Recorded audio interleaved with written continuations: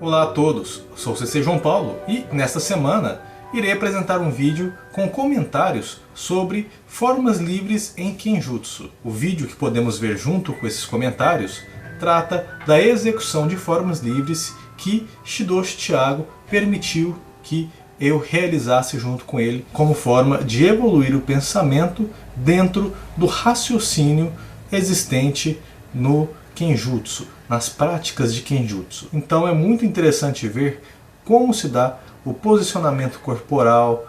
a posição de olhos de espada durante a execução dessas formas livres, uma vez que ainda não se trata da execução de formas que buscam, que objetivem a realidade, a prática, a realização de combates que visam a estruturação em formas livres, ou seja, utilizar elementos que foram aprendidos em Seitegatas, em outras movimentações, em outros tipos de treinamento que o aluno passou durante toda a sua etapa de formação e utilizar essa formação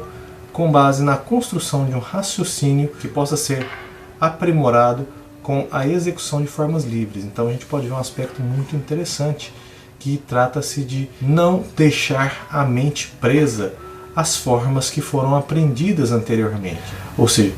utilizar esses elementos que serviram de base para todo o aprendizado, nesse caso do Kenjutsu, mas não estar preso a estes encadeamentos técnicos que o aluno já havia visto anteriormente. Pensar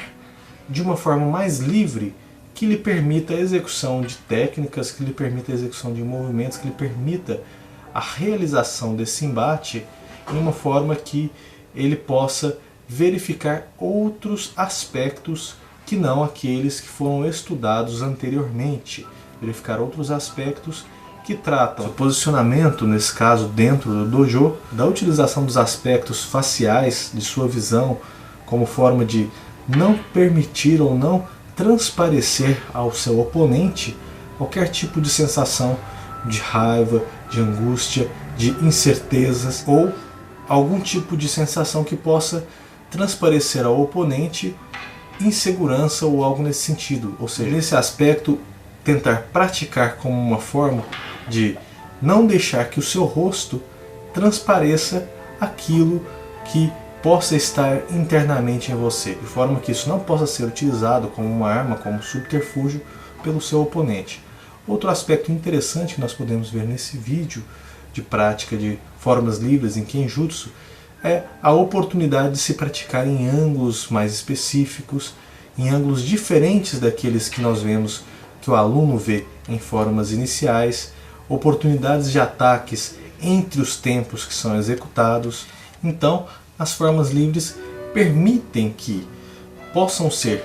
performados, possam ser executados outros tipos de pensamentos, outros tipos de movimentações que não estão exatamente atrelados àquilo que foi aprendido anteriormente, aquilo que os professores, os mestres já haviam instruído, já haviam ensinado aos seus alunos, de forma que permite também ao mestre, em um aspecto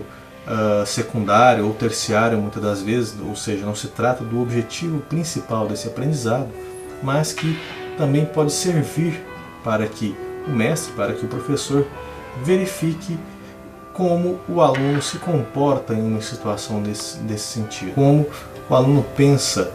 quando colocado sob pressão, quando colocado sob uma situação dessa, em que a mente, as informações devem ser trabalhadas de uma forma que possa ser dada uma consistência técnica durante a realização dessas formas livres. Ou seja, a não realização de um combate com formas pré-estabelecidas, ou seja, um combate que vai se formando à medida que a execução ocorre, à medida que as movimentações, os pensamentos, os raciocínios ocorrem, permitem que o aluno entenda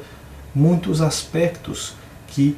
as formas em Seiteigata não lhe permitem naquele momento. Apesar de serem um importante elemento formador, dos primeiros estágios iniciais, das primeiras características marciais do aluno enquanto em formação. Então é muito interessante ver como as formas livres permitem que o aluno possa ter toda uma releitura, possa ter toda uma outra visão, um outro ponto de vista, um outro prisma de visão acerca daquilo tudo que foi aprendido por ele durante as etapas anteriores de formação. E, claro, a oportunidade de se praticar de formas livres, a oportunidade de executar movimentações nesse tipo de ambientação, nesse tipo de análise, nesse tipo de exercitação, é muito importante, uma oportunidade muito especial que os professores, por vezes, permitem que os alunos realizem. Ou seja, não é algo que possa ser experimentado em todas as aulas.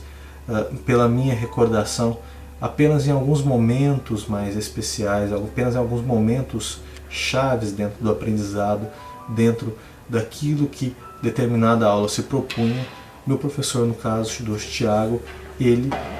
permitia que em determinado momento da aula, em determinado momento do aprendizado, nós pudéssemos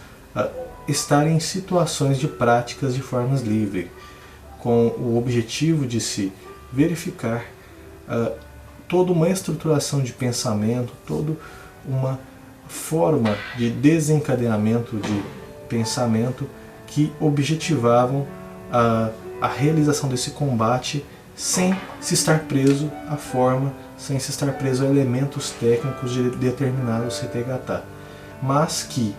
poderiam ser utilizados como forma de evolução, de construção do seu raciocínio